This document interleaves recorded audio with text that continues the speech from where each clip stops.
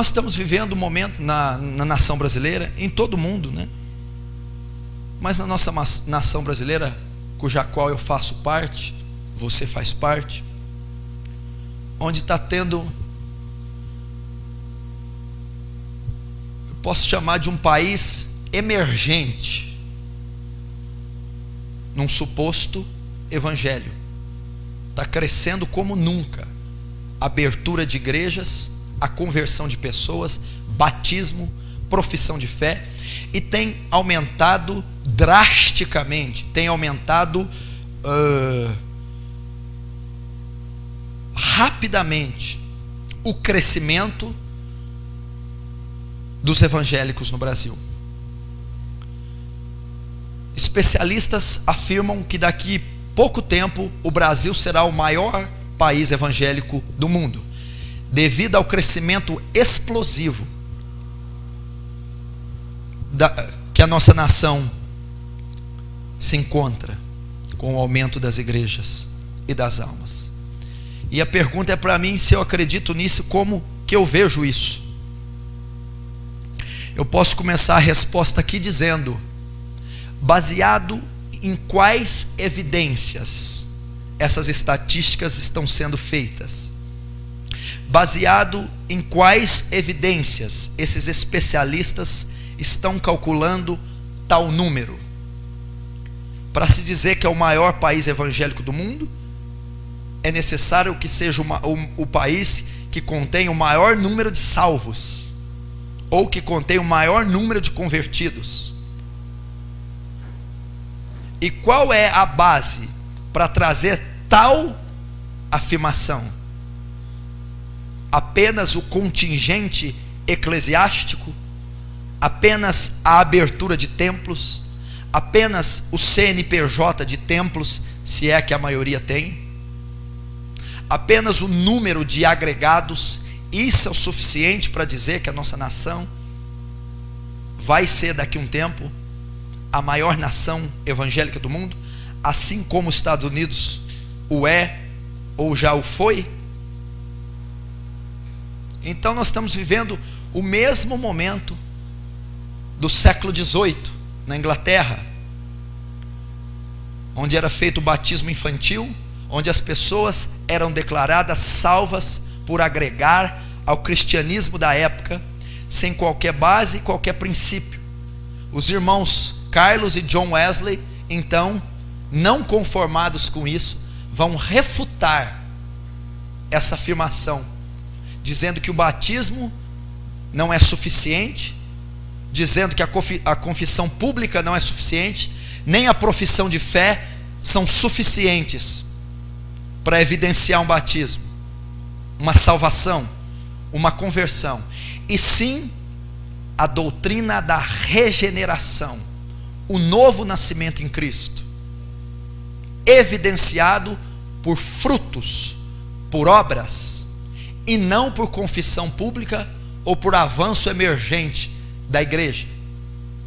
Semelhantemente, a nossa nação está vivendo os mesmos dias da apostasia desses séculos. Ela está crescendo em número, em massa, mas não em qualidade. Então, onde um crescimento de uma igreja é evidenciado? Se a própria sociedade, a família, não sente os efeitos desse crescimento, é porque a maneira com que eles lidam com isso não é bíblica. Você não pode afirmar que é salvo se você não tiver as evidências. Você não pode afirmar que é convertido se não tiver as evidências. O nosso país ele está caminhando a passos largos por uma cópia exata do método evangélico americano. E o cristianismo e o evangelho norte-americano, ele já naufragou, ele descaracterizou, ele se perdeu. A América é apóstata. A América é uma grande prostituta que que contamina todas as nações com o vinho da sua prostituição. Ela exporta pornografia, ela exporta pedofilia, ela exporta homossexualismo, ela exporta na indústria cinematográfica a perversão, o crime, os assassínios. E ela se diz um país 80% cristão.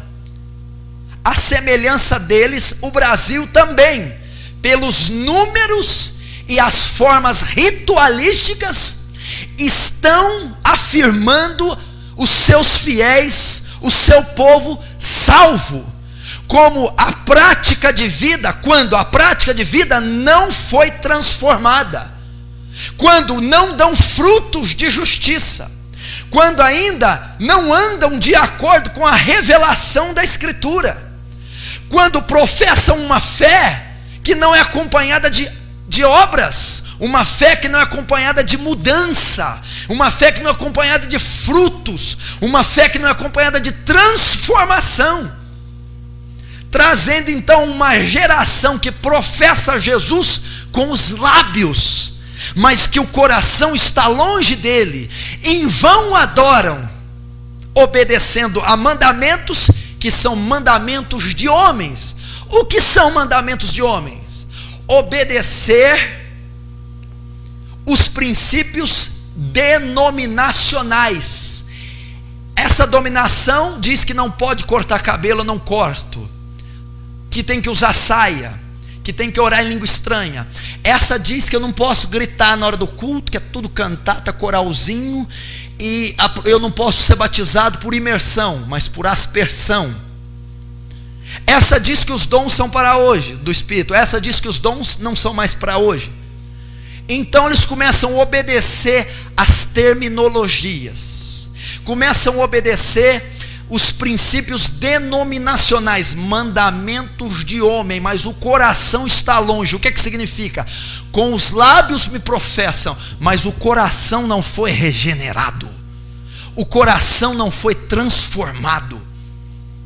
Eles dizem Senhor, Senhor, mas não obedece os mandamentos. E Jesus diz: nem todo aquele que me diz Senhor, Senhor é salvo, nem todo aquele que me diz Senhor, Senhor é convertido, nem todo aquele que professa Jesus Cristo como Senhor e Salvador não é convertido, nem todo aquele que faz parte de uma denominação ou passou por um batismo é salvo, é convertido, mas somente aquele que tem as evidências da sua profissão de fé, pelos seus frutos, pela sua conduta,